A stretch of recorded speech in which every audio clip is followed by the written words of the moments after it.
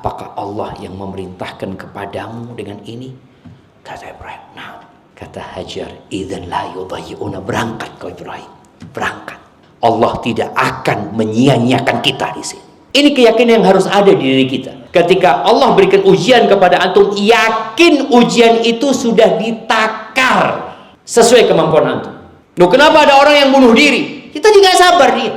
Nggak ada ceritanya Allah memberikan bala di luar batas kemampuan manusia. Kemudian dia mengatakan, lebih baik saya bunuh diri. Nggak ada. Allah sudah takar. Cuma masalahnya tadi iman. Beliau berdoa, ya Allah, aku tinggalkan keluargaku di sana, ya Allah. Berikan rizki kepada mereka, ya Allah. Berikan buah-buahan kepada mereka. Jadikan hati sebagian manusia condong ke sana, ke lembah yang nggak ada apa-apa. Makanya kenapa sekarang condong 3 juta lebih manusia ke Mekah. Itu doanya Nabi Ibrahim. Bismillahirrahmanirrahim.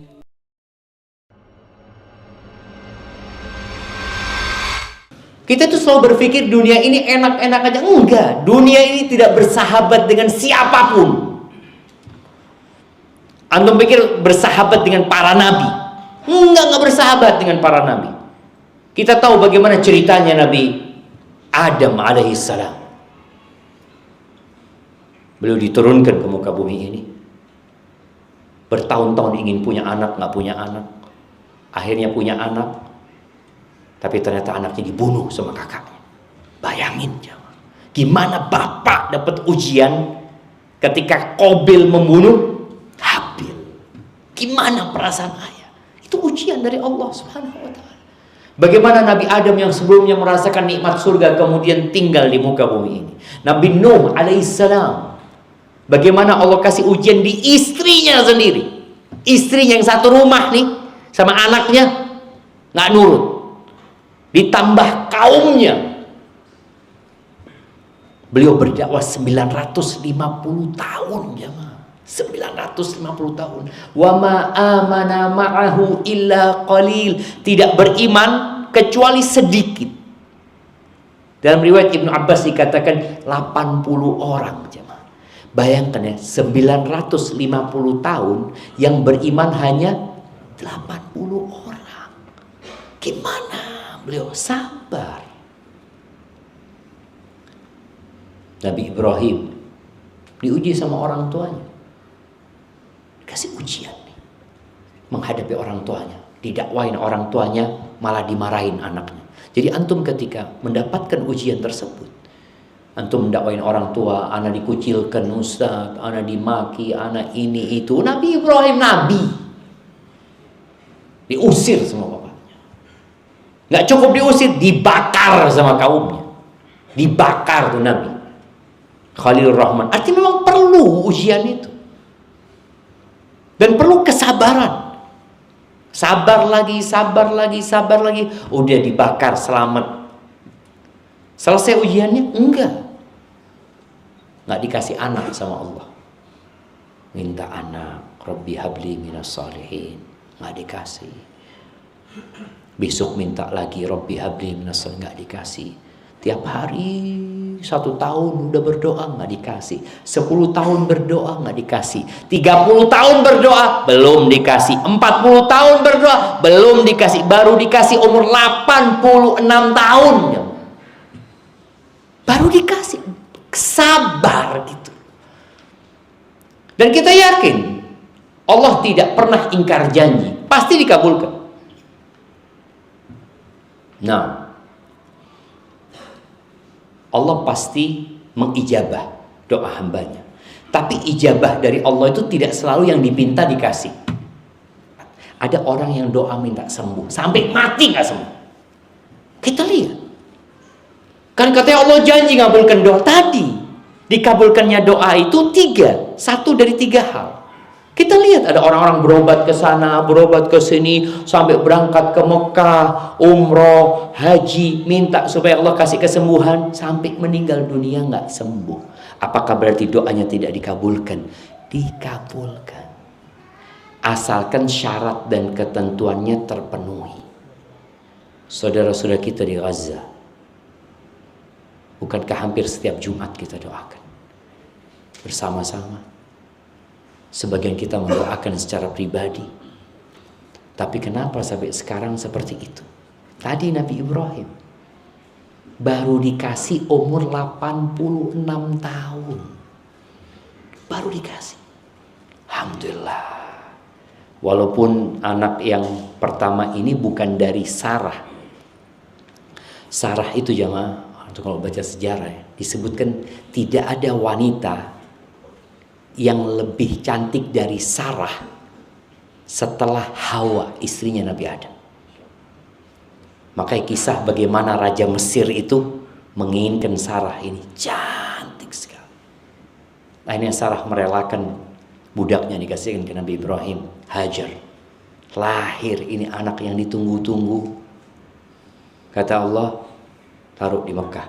Ya Allah, orang tua itu ingin nimang-nimang anaknya, taruh di Mekah. Dibawa nih dari Palestina ke Mekah. Belum ada tuh Ka'bah, belum dibangun.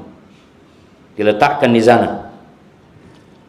Dikasih satu wadah air dan satu tempat kurma. Terus Nabi Ibrahim pulang. Kata Hajar, loh kok ditinggal di sini? Ada apa? Akhirnya Hajar tanya kepada Ibrahim, ilaman takiluna? Ibrahim, engkau titipkan kami ke siapa di sini? Engkau serahkan kami ke siapa? Nggak ada siapa-siapa di sini. Jalan Nabi Ibrahim, naik kendaraannya tanpa jawab. Jadi orang tua itu kadang-kala mau noleh itu sedih, jangan. Makanya kalau antum nyambangin anak di pesantren ya, kadang-kala ya, kalau udah naik mobil tuh ya Allah, noleh, aduh, nggak kuat turun lagi dari mobil. Iya, kadang-kala nggak sabar. Nabi Ibrahim nggak noleh. Tentu beliau harus menyabarkan dirinya. Terus beliau jalan. Tanya lagi, ya Ibrahim, ila man takiluna? Ibrahim, kau titipkan kami ke siapa? Ini bayi masih kecil. Aku perempuan, nggak ada siapa-siapa di sini. Terakhir kayaknya salah pertanyaannya. Akhirnya Hajar mengatakan, Allahu amaraka bihada? Apakah Allah yang memerintahkan kepadamu dengan ini? Kata Ibrahim, nah. Kata Hajar, idzan la yudayyi'una, berangkat kau Ibrahim, berangkat. Allah tidak akan menyia-nyiakan kita di sini. Ini keyakinan yang harus ada di diri kita. Ketika Allah berikan ujian kepada antum, yakin ujian itu sudah ditakar sesuai kemampuan antum. Loh, kenapa ada orang yang bunuh diri? Kita juga sabar dia. Nggak ada ceritanya Allah memberikan bala di luar batas kemampuan manusia. Kemudian dia mengatakan, lebih baik saya bunuh diri. Nggak ada. Allah sudah takar. Cuma masalahnya tadi iman. Iman seseorang. Nabi Ibrahim tinggalkan jamaah. Udah berangkat beliau ke Palestina. Ditinggal nih anak. Nggak tahu gimana ceritanya. Kalau sekarang masih bisa video call apa, nggak tahu ceritanya. Benar-benar pasrah sama Allah asanya. Beliau berdoa, ya Allah, aku tinggalkan keluargaku di sana, ya Allah. Berikan rizki kepada mereka, ya Allah. Berikan buah-buahan kepada mereka. Jadikan hati manusia, waj'al af'idatan minan nasi tahwi ilaihim. Jadikan hati sebagian manusia condong ke sana, ke lembah yang nggak ada apa-apa. Makanya kenapa sekarang condong 3 juta lebih manusia ke Mekah? Itu doanya Nabi Ibrahim. Dan kenapa kita yang di sini kepengen ke Mekah? Nah, itu doanya Nabi Ibrahim. Berangkat Nabi Ibrahim ke Palestina. Sekali-kali beliau nyambangin, datang. Beliau datang naik buruk. Datang ke Mekah, nyambangin Ismail. Ismail sudah remaja, udah besar. Orang tua itu kalau punya anak sudah bisa bantu orang tuanya, ya, nolong orang tuanya. Senang dia, bangga, masya Allah, barakallahu fiik, ya. Senang sekali, bahagia sekali dia dengan anaknya. Tahu-tahu mimpi Nabi Ibrahim untuk menyembelih Ismail. Allahu Akbar, gimana jemaah? Antum suruh korban sapi aja, kambing atau sapi, aduh Ustaz, lagi seret rezeki. Kemarin baru beli mobil Ustaz. Kemarin baru beli mobil, suruh kurban nanti lah Ustaz, tahun depan insyaallah. Allahu Akbar jamaah.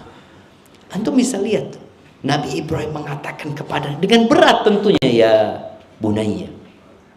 Baru datang ketemu sama putranya, ngomong. Pagi harinya ngomong sama anaknya, ya bunayya inni ara fil manami anni adzbahuk. Aku mimpi anakku, aku nyembelih engkau. Fanzur madza tara. Coba engkau pikirkan gimana pendapat. Gimana bapak suruh nyembelih anaknya. Antum sekarang untuk menyembelih hewan kurban aja, gimana kecintaan antum kepada harta. Wa uhdiratil anfusus syuh, jiwa kita itu bakhil jemaah. Bakhil. Padahal kita tahu harta kita akan kita tinggalkan. Tapi ditanamkan kecintaan kepada harta. Ini anak yang ditunggu 86 tahun, yang kemudian anak itu tumbuh besar, tahu-tahu disuruh sembelih. Nabi Ibrahim kerjakan, ngomong sama anaknya. Siapa yang perlu sabar, bapak apa anak? Nah, dua-duanya jemaah. Itu Nabi Ismail mengatakan, ya abati fa'al ma tu'mar. Wahai ayahandaku, laksanakan diperintahkan kepadamu.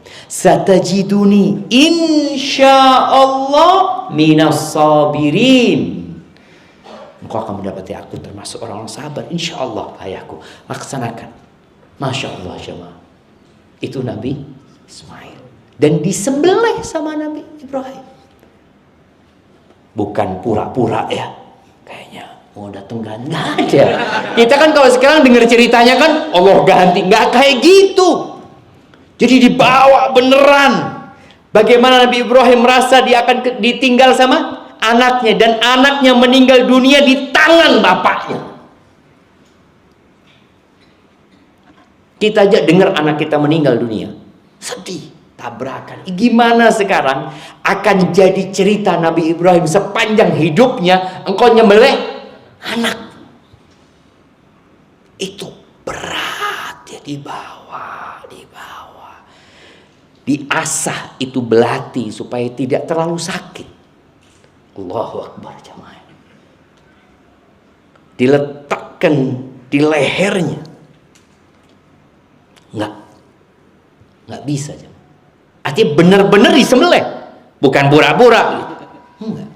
Allah gantikan dengan domba. Qad saddaqta ru'ya. Sudah engkau benarkan mimpimu. Ujian dari Allah. Dan Nabi Ibrahim mampu melaksanakan itu. Itu ujiannya. Asyaddun nasi bala'an al-anbiya.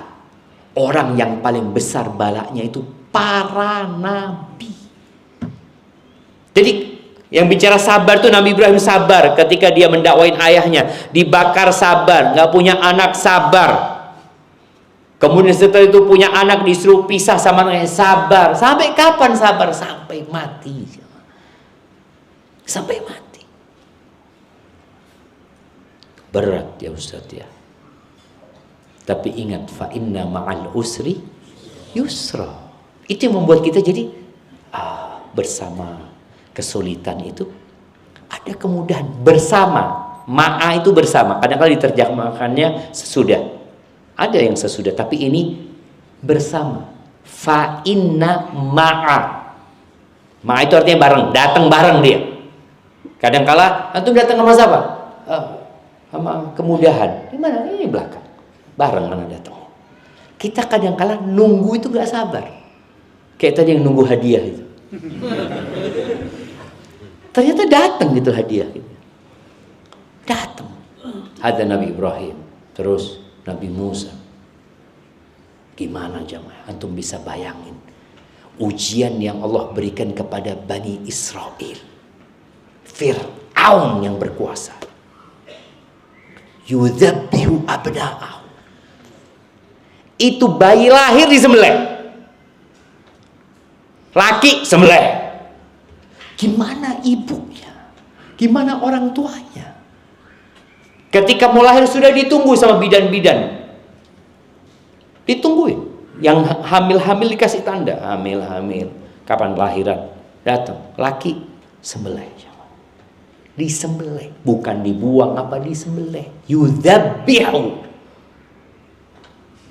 Yang perempuan dibiarkan hidup. Dijadikan budak sama Fir'aun.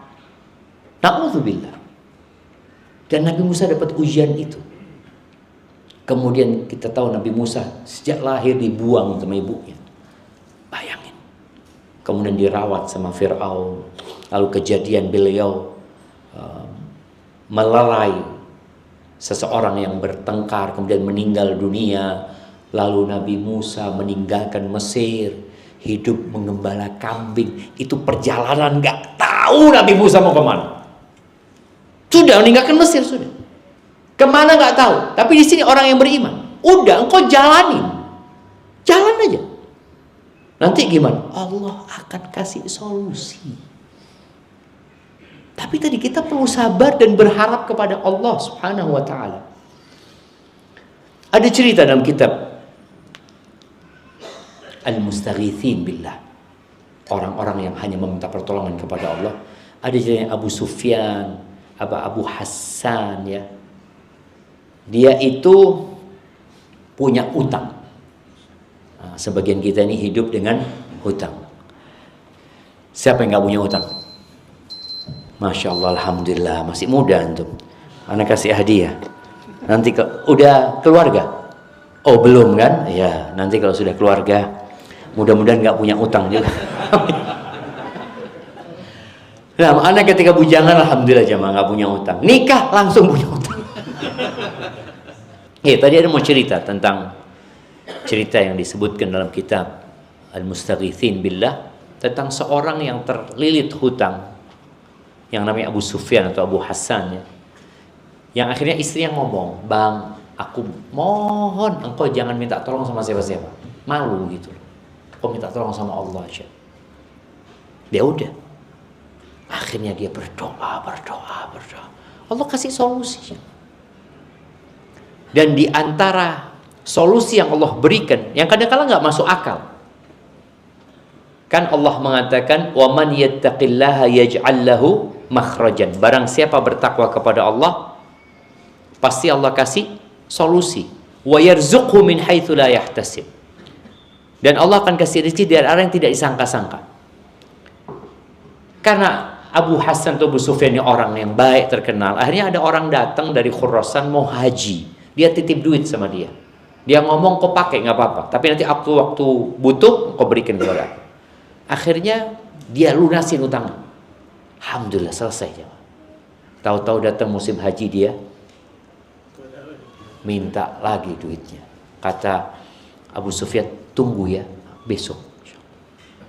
Besok ngapain? Wallahu a'lam. Besok kata dia. Kan biasanya orang kalau punya utang ditagih apa? Nah, tarsok. Oh, entar tarsok ya, bentar besok. Selalu gitu kan. Ini Abu Hasan ngomong besok insyaallah. Akhirnya dia cerita sama istrinya, "Udah bang, aku minta tolong kok jangan minjam, jangan minta tolong sama orang, minta sama Allah sudah." Akhirnya malam hari itu jemaah, dia sholat, dia minta sama Allah Subhanahu wa taala. Subhanallah, setelah dia doa sebelum subuh ini sudah ya mau masuk waktu subuh, dia keluar dari rumahnya. Dia naik kendaraannya, nggak tahu dia mau kemana. Dia jalan aja pokoknya. Jalan lewatin jembatan. Kayaknya kisah ini di Irak sana. Lewatin jembatan, tahu-tahu ketemu orang. Kata dia, ini orang terkenal, orang baik ini. Abu Sufyan ini katakan, "Aku diutus sama Abdullah bin Dinar. Engkau suruh ke sana," kata dia. "Ada apa?" kata dia. "Nggak tahu, engkau suruh ke sana." Sudah berangkat. Ini sebelum subuh kejadian nih jemaah. Sampai sana. Terus ketemu sama Abdullah bin Dinar ini, ditanya, "Masalahmu apa?" "Loh, aku yang mau tanya sama engkau. Engkau kenapa kirim orang untuk manggil aku ketemu engkau?" kata dia. "Iya, Aku semalam gak bisa tidur, mimpi terus. Ada yang datang mengatakan, selesaikan urusannya Abu Sufyan. Urusannya apa? Gak tahu aku, kata dia. Oh gitu, ceritalah dia. Aku punya masalah. Siap. Akhirnya dia perintahkan anak buahnya dikasih duit 20.000 dirham. 20.000 dirham ini setara dengan ya 2.000 dinar. Dan setara sekarang 8 kilogram emas seperempat atau setengah dikasih. Kata dia lunasin utangnya, masih tersisa uangnya. Itu tuh kalau orang sabar. Minta sama siapa? Sama Allah. Cuma kita ini kadang-kadang kalau kena musibah, yang ada di pikiran kita siapa? Fulan. Kayaknya ada barang tuh yang masih bisa dijual. Kemana-mana kita hanya cari sebab, lupa dengan yang menciptakan sebab. Tuh Nabi Ibrahim ketika dilemparkan di api, Allah katakan kepada api, ya nar kuni bardan wa salaman ala Ibrahim. Wahai api, jadilah engkau dingin dan keselamatan buat Nabi Ibrahim. Artinya sesuatu yang gak masuk akal. Kalau Allah mau kasih, Allah kasih. Nabi Musa alaihissalam tadi, ketika dikejar-kejar sama Fir'aun sampai ke pantai, udah gak ada solusi, gak ada. Orang kalau gak beriman sama Allah Azza wa Jalla, mungkin dia akan menyerah. Nabi Musa kalla, enggak. Inna ma'iya rabbi sayahdin. Bersamaku ada Tuhanku yang akan memberikan petunjuk kepada aku. Lautan terbelah, jemaah. Terus kenapa kita dalam menghadapi musibah itu kadangkala putus asa gitu loh. Dan merasa udah, aduh, gak ada yang bisa bantu. Allah bisa bantu. Itu cerita Nabi Musa. Bagaimana cerita Nabi Isa yang dikejar-kejar mau dibunuh. Mau dibunuh. Sudah datang itu pasukan Romawi. Sudah berada di depan rumah, sudah nunggu. Apa yang terjadi? Allah angkat Nabi Isa alaihissalam. Allah angkat. Dan Allah rupakan satu orang di sana seperti Nabi Isa yang laporan itu. Innallaha ala kulli syai'in qadir. Dan Nabi kita Muhammad alaihissalam mau dibunuh di kota Mekah. Iya. Beliau akhirnya meninggalkan kota Mekah, sembunyi di dalam gua. Banyak cerita, ada burung dara, ada laba-laba, apa. Sebagian cerita itu ada yang benar, ada yang dhaif. Tapi yang jelas Allah yang menyelamatkan. Tapi perlu usaha. Beliau keluar dari rumahnya. Beliau sembunyi di dalam gua selama 3 malam, baru beliau pergi. Selesai ujian beliau, enggak. Beliau itu ditinggal mati sama istrinya. Ditinggal mati sama putranya lagi, ditinggal mati sama Ruqayyah, ditinggal mati sama Ummu Kulthum, ditinggal mati sama Zainab, ditinggal mati sama Ibrahim. Diuji sama Allah. Nggak ada ceritanya selesai ujian itu. Aduh, udah. Anak kepingin istirahat dan nggak bisa. Yang ada memang kudu sabar, dan antum perlu, memang kita itu perlu ya suntikan kesabaran. Kalau sabarnya antum sudah mulai habis, belanja lagi antum. Kemana belanja? Ya datang kajian. Ahibati fillah, di antara tadi nikmat Allah yang besar adalah nikmat sabar ya. Wa man yatasabbar yusabbirullah. Barang siapa yang berusaha untuk menyabarkan dirinya, maka Allah akan bikin dia jadi penyabar. Lalu Nabi SAW mengatakan, wa ma uqtiya ahadun ata'an khairan wa awsa' minas sabr. Allah tidak memberikan karunia kepada hambanya yang lebih baik dan lebih luas daripada kesabaran. Nggak ada, jauh. Jadi kalau bicara nikmat Allah tuh sabar. Kenapa? Karena tadi dalam semua lini kehidupan kita butuh sabar. Melaksanakan perintah butuh sabar. Menjauhi larangan butuh sabar. Nabi Yusuf ujiannya dibuang sama keluarganya, dijual. Beliau nggak bisa berbuat apa-apa. Dibuang sana dalam sumur ya, kemudian dijual. Beliau sabar. Diuji lagi sama perempuan. Bayangin, lebih berat mana ujiannya? Ujian dicampakkan oleh keluarga dengan ujian ada perempuan yang mau sama antum. Lebih berat mana antumnya?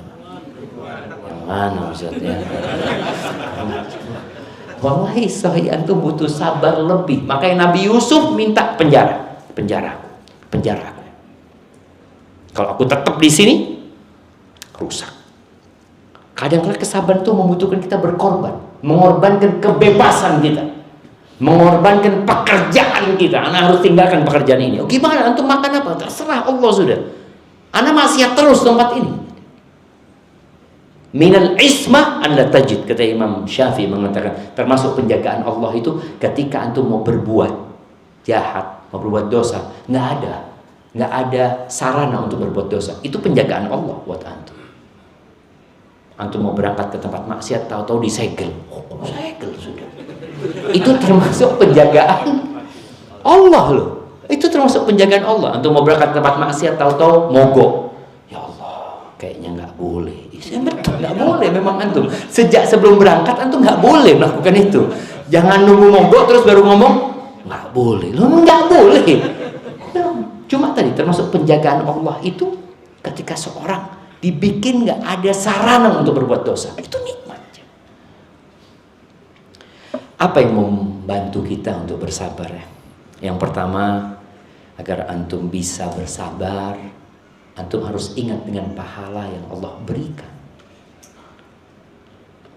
Kenapa ada orang-orang yang kerja di laut 2 pekan di daratan? Kenapa dia kok mau jamaah? Fulus. Iya. Nggak apa-apa. Ada yang merantau ke Malaysia, pulang setahun sekali. Ada yang merantau ke luar negeri, pulang 2 tahun sekali. Kenapa antum mau? Kok sabar antum berpisah sama keluarga antum? Karena dia memikirkan imbalannya. Dan Allah Azza wa Jalla mengatakan, innama yuwaffas sabiruna ajrahum bighairi hisab. Orang yang sabar itu dikasih pahala tanpa perhitungan. Kalau yang lainnya pahalanya ditakar, sabar ini tanpa perhitungan. Makanya nanti pada hari kiamat ketika Allah membagikan pahala buat orang-orang yang hidupnya penuh dengan bala ya nggak semua dalam kehidupan ini beruntung. Secara ekonomi, secara fisik. Tadi cerita perempuan yang sakit tadi, yang hitam itu, ketika dikasih pilihan, dia antara masuk didoakan kemudian dia sembuh, atau dia sabar tapi masuk surga. Kata dia sabar aja, karena masuk surga sabar aja. Tapi doakan supaya tidak tersingkap auratku. Bayangin. Maka dari orang kalau ingat dengan pahala, dia akan sabar. Seperti urusan dunia tadi. Kenapa orang-orang di Jakarta ini sabar sama macet? Anak kalau sudah kena macet kepingin pulang ke Jember. Karena anak nggak ada orang Ustaz pindah ke Jakarta. Na'udzubillah. Anak ngomong. Tapi tadi ada orang yang sabar tiap hari naik motor ya sampai hitam dia. Berangkat putih pulang itu sampai keluarga lihat kok kayak gini sekarang. Bersabar katanya. Demi apa? Fulus. Karena dia tahu anak gimana di sini, anak kerja punya kerjaan dan gaji anak bagus di sini. Maka kemudian orang itu bersabar. Makanya tadi nanti orang-orang yang hidupnya senang di dunia, yang secara fisik, secara ekonomi bagus ya, ketika melihat Allah membagikan pahala buat orang-orang yang dikasih bala, mereka ingin kulit mereka digunting-gunting jamaah. Kok banyak banget pahalanya buat mereka? Ya jelaslah. Al-ajru biqadril masyaqqah.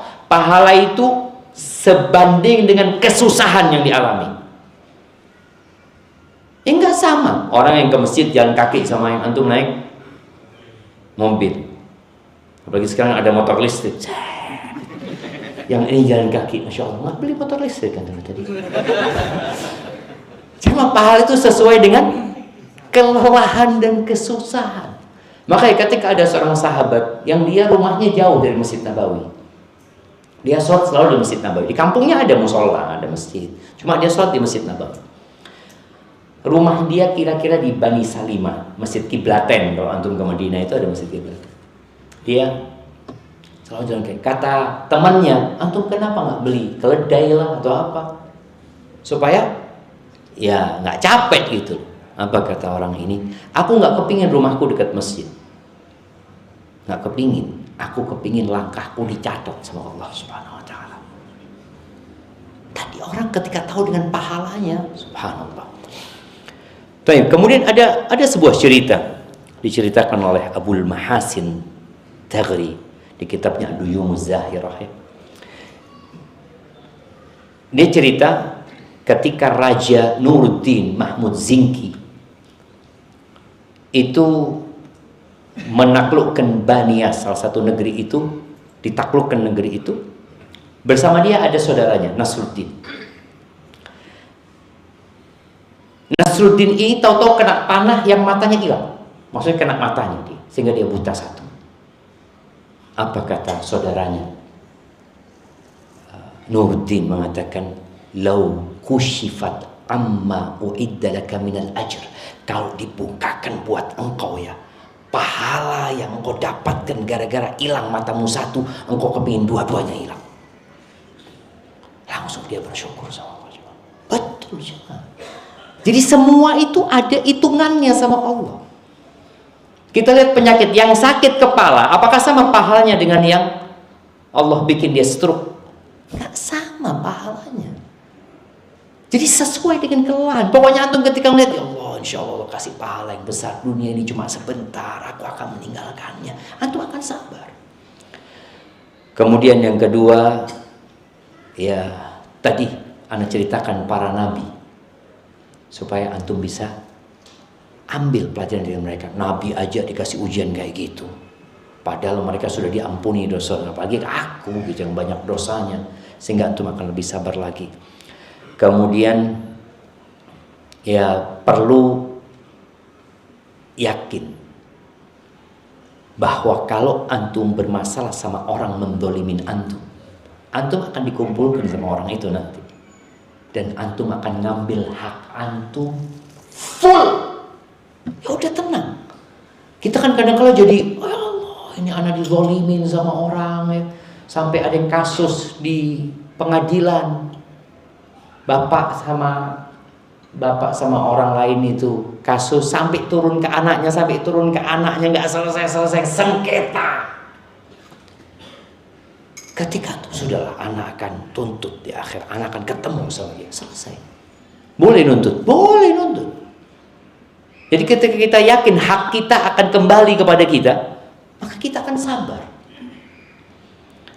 Kemudian melihat kepada yang di bawah kita, yang ujiannya lebih berat dari kita, sehingga dengan itu kita akan lebih, insya Allah, anak cuma hilang motor, fulan hilang matanya, sejak lahir nggak bisa ngelihat dia, antum ya Allah. Maka tolong jangan pernah berburuk sangka sama Allah. Dan apapun musibah yang menimpa kita, mesti ada yang lebih berat dari kita.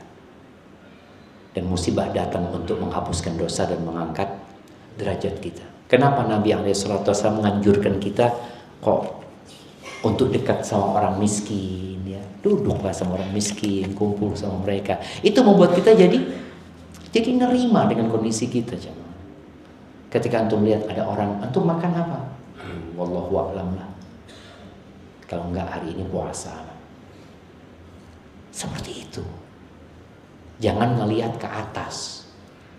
Melihat orang, Masya Allah, bagi emak-emak nih, kalau sudah melihat temennya kulitnya lebih putih, lebih bagus, ya Allah, aku kok gelap gini ya. Ini kayaknya karena bapakku nikah sama ibu, salah pilih ibu. Ya, salah pilih ibu. Nggak ada gitu, ya sudah memang takdirnya kayak gitu. Kalau engkau gelap, ada yang lebih gelap gitu. Dengan itu engkau, alhamdulillah. Anak ingat anak punya kakek rahimahullah, dia cerita waktu dia haji, dia nggak putih. Ketika haji, dia cerita, aku kumpul sama orang-orang yang dari Afrika, kelihatan putih, gitu kan. Itu termasuk orang menghibur diri, alhamdulillah gitu loh. Nikmat Allah itu baik. Tapi kalau kumpul sama orang yang lebih putih, akhirnya kita nggak jadi bersyukur sama nikmat Allah Subhanahu Wa Taala. Barakallahu fiik. Itu mungkin dapat Anda sampaikan, dan banyak berdoa, yang memohon kepada Allah agar dikasih kesabaran, usaha dan doa.